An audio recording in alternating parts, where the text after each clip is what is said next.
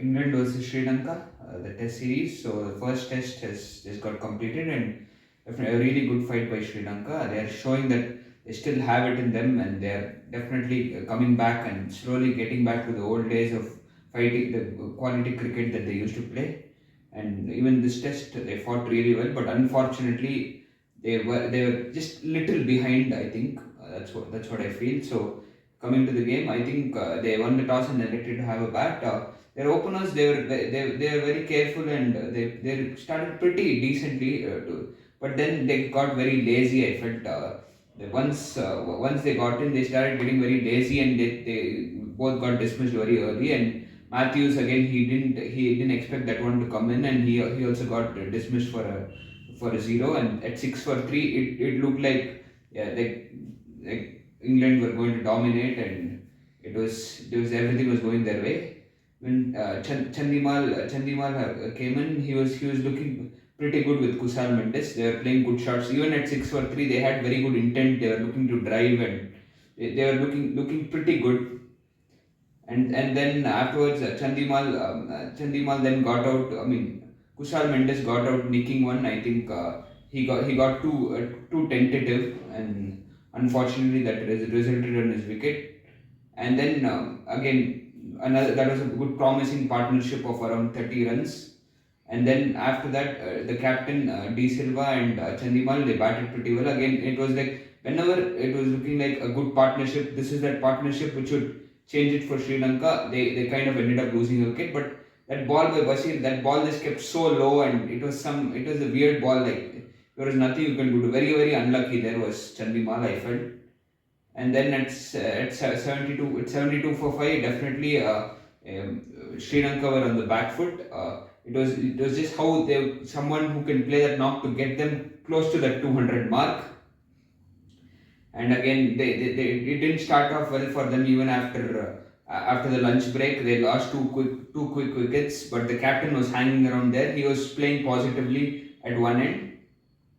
And then the debutant, we didn't have much, we weren't much aware, but Milan Ratnayake he played pretty well. I think that period of play where the ball stopped moving a bit, Sri Lanka capitalized on it very well, and they played beautifully. Both D Silva and Ratnayake, they had a very stunning partnership, which really changed the game. They really loved the way they batted. They were very positive, and they especially even their approach against Bashir, they all didn't let him settle down, and they played quality strokes, and they really played well. And then just when we are thinking D Silva is here for a magical 100, that was very unlucky. He got one nicking one down the leg side. It was again very unlucky. I think at that point it was looking like Sri Lanka might magically take this partnership even till like 230 or 250, but unfortunately very bad luck. But Ratnayake continued well. Even that there was that phase under the bad lights where Sri Lanka had to, I mean England had to bowl only spin, and they really took advantage of that phase very well. And I think that ended, but unfortunately that 112 for 7 is what is the thing they lost. If there is someone else at the top, if they had got one better partnership, they could have got like 250, 300. But 236 from where they were was a decent recovery, but they really would have felt that they could have got more. And then to start off, we knew that the key wickets were of course Joe Root and Harry Brook. The openers again Ben Duckett and Lawrence, they look good in patches, but Ben Duckett got out to a very good in-swinger from Avishka, and he bowled an absolute peach to get Oli Pope. And then that they created that angle from over the wicket, and Dan Lawrence got out nicking one at 57 for 3. I felt that was a key moment. That partnership between Joe Root and Harry Brook, how is it going to go? Whether they can get those two early, that was the main challenge. And they again, as usual, they really started showing their promise, and it looked like they were going to take the game away. And then I think Joe Root, it was surprising. He was looking so set that he was up to get that big 100. He got out nicking one of the outside edge, and I felt that was a key point in the match. And Sri Lanka, that gave that spark for Sri Lanka, that they have a chance to do something, and maybe go for that victory. And then Harry Brook, Harry Brook continued very well along with Jamie Smith, and that partnership was looking solid. While Prabhat Jayasuriya bowled an absolute peach to get Harry Brook, But Jamie Smith was batting beautifully. I think even in the five matches, just like 2 3 matches old, but he's showing such promise as a youngster that England have got that wicket-keeper batsman who has shown that promise to show that consistency down the order. At the end of the day's play at 2:59 for six, it was evenly balanced. I felt like Sri Lanka would definitely fancy to get them out under that 320 mark and like try to bat well and put a fight. But I think that first session the next day they bowled very poorly. They started bowling too many balls on the leg side, and I think they had this ploy of trying to neglect Bass ball by keeping deep fielders, but they should do it in a sensible manner. I think they got too much into that it was like doing it across the entire innings.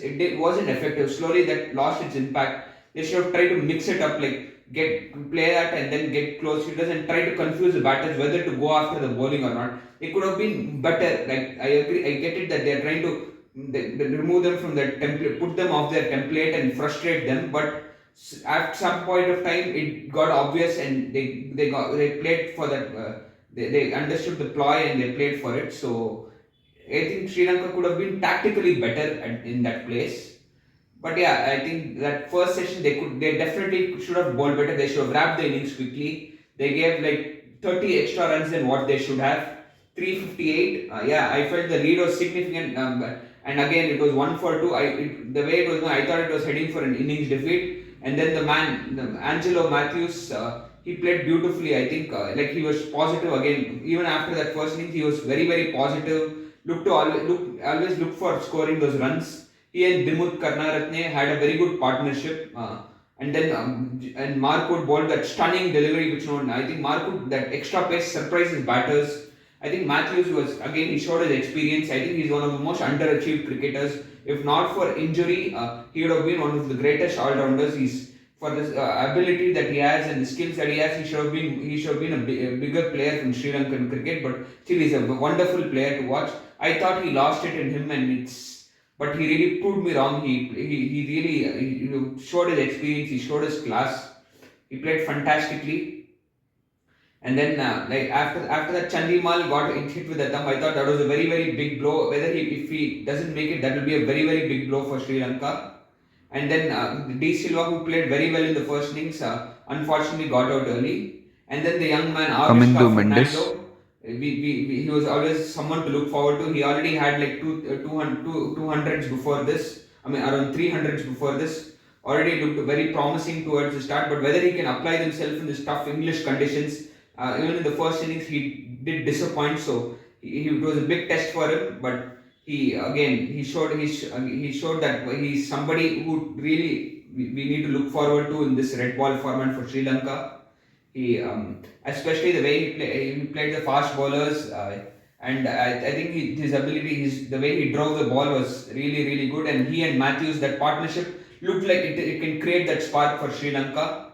And then there was a change in ball, and then I think the ball started swinging. Once the ball started swinging, it got a little harder, and Matthews had showed good resistance. He was batting at 60 of around 100 at one point, and then around 40 balls he scored in 5 runs. He really stood there and he tried to stand as a wall, but suddenly that one ball that of the inside edge of Chris Wokes, unfortunately that stay came to an end.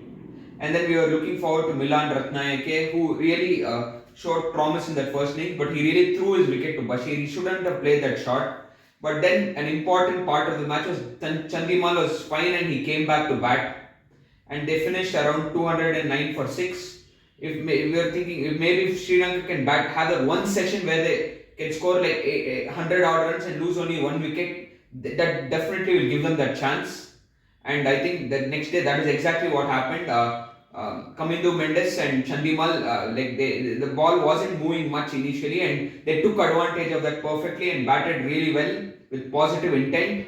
And they never had that fear of getting out. I think they played with that intent to go after the bowling, and they played with the positive attitude, and that is what I enjoyed in that. And Kamindu again with a fantastic 100, one of those top innings in English soil in recent times. Really I really enjoyed that innings. And then once again there is a ball change, And again, I think Sri Lanka, once they lost that momentum, unfortunately, they lost wickets in regular intervals, and they couldn't extend that lead. 205, like for this England batting lineup, it's someone had to bowl out of their skin if they had any chance. Maybe if they had got a little more in the first innings, or they could have wrapped up that England innings in that first session, they could have bowled better.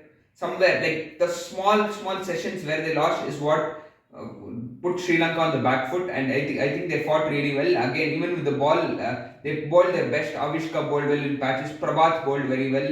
Again, I felt that bass ball neglection strategy gave easy singles for England. They should have looked to put pressure. When you're defending a low score, you have to try to take wickets. But they look even in such situations they were very defensive. I think these kind of some things to look upon. Maybe someone like Ben Duckett or Brook who look to attack the bowlers, they can apply that ploy, and otherwise they can be attacking or mix it up. Again, it was they got very defensive in their approach. That is what that is what caused them. And then once Joe Root, for the class he has, once he settled in, he easily took England home. In the end, it looked like a convincing win, but Sri Lanka fought really well. They really, like, there are many patches where it looked like they might turn it around, they might pull off that victory. But those small moments which they missed out on has cost them the game. So overall, it's a really good fight by Sri Lanka. I'm really happy with the way they played. I hope they continue to fight well, and who knows, maybe they can pull out that miracle in the next test.